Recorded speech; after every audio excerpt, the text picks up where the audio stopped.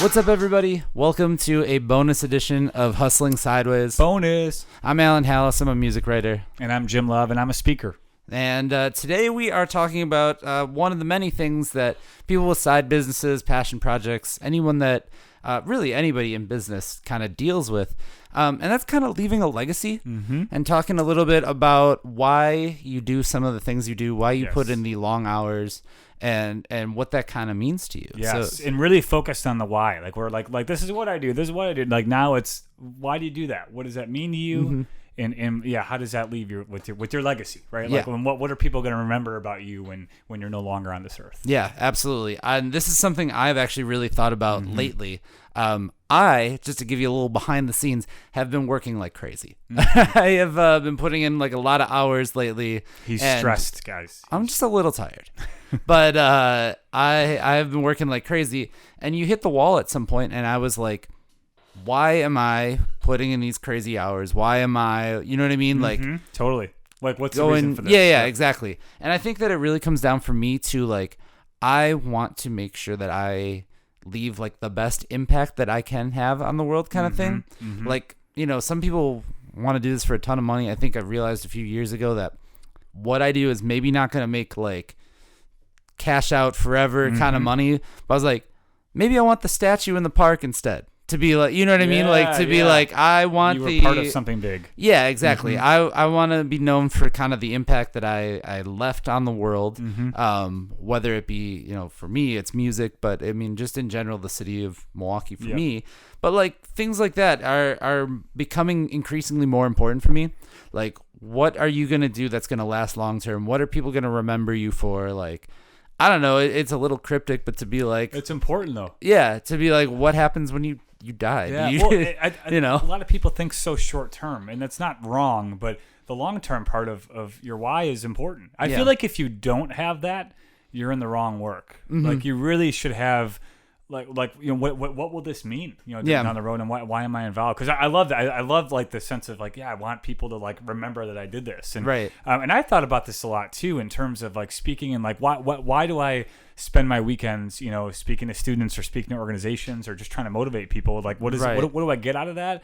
And I really like reflected on that for a while, and I love the concept of reflection. I'm actually writing a new talk on that right now of like what that means and why people should do that. But I realize like when I'm asked why do I speak. And I love that question. Like, why do you do that? It's because it's my vocation. It's what I'm supposed to do. And I realized that for a long time. You know, it took a little while of doing this, but you know, the feeling of connecting with someone, and we just talked about it in a podcast we did last week. You know, with John is like I can't replicate that feeling anywhere else in my life. And my why is to get through to that one student who needs to hear a message, right? Or that one employee, or that one volunteer That's who I need to get through to. And I've always, I've realized that because when I was 16, when I was 17, like I needed that. I needed a message to hear that I was a leader, that I could do this, and this was a part of my life. And I'm kind of like paying that forward now. But that's very much, I believe that's why I exist, frankly, which sounds like very high level, but like that's the experiences I've had have led to that why. Right. This might be the deepest talk that we've had on one of these bonus episodes. Yeah. But it's true though, because like when you think about it, like, you know, cool. Like you can have money for days and you could enjoy, and like, don't get me wrong. Great. That would be, would love to get paid. That would be awesome. Yeah. More. Sponsors are looking at you. That would be great. Yeah. Would love to make a ton of money. Right. But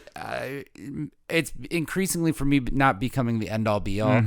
And to eventually you have to think like, okay, when you walk away from this, let's say too, like, maybe not die. I said die before. Maybe you did say die. Yeah, before. That seems a little okay. But when you when you just decide to not do it, maybe maybe that sounds a little better. When you decide to stop doing the thing that you're doing, what are people going to look back on? And actually, I am doing a little bit of work on a podcast where people are looking back at the old music scene in Milwaukee, and so I'm like, I'm hearing people's memories. And so that makes me think like, okay, what is, what are they going to remember me for?